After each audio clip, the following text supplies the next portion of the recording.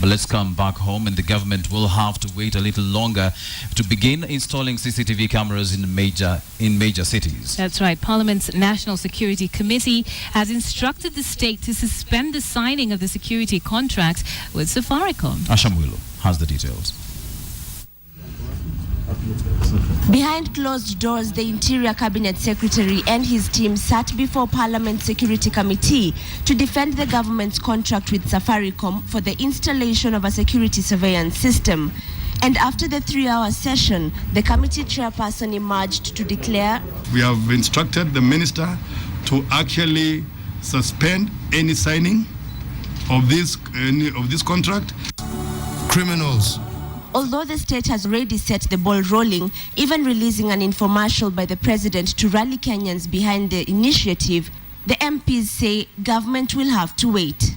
They've tried to conform with the Public Procurement and Disposal Act, but we are not at this stage satisfied that we've gotten the correct information for us to give it a clean bill of health and for the House to approve. Security analyst Francis Maina had weighed in on the dangers of rushing the tender.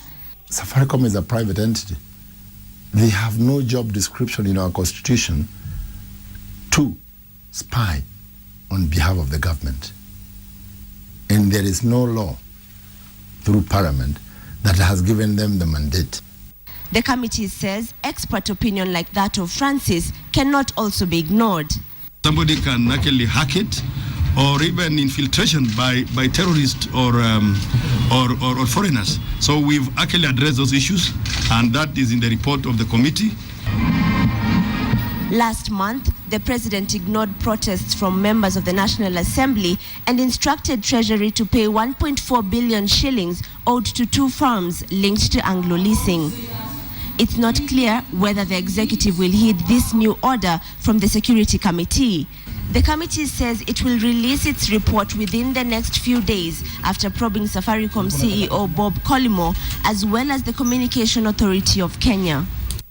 This controversial security contract is now under probe by 2 arms of the government, while the Kamama-led committee investigates whether the government flouted procurement laws by awarding these contracts to Safaricom. The High Court is set to hear a petition lodged by activists who are discrediting the government's decision to single-source the installation of this surveillance system. Ashamwilu, KTN, Nairobi.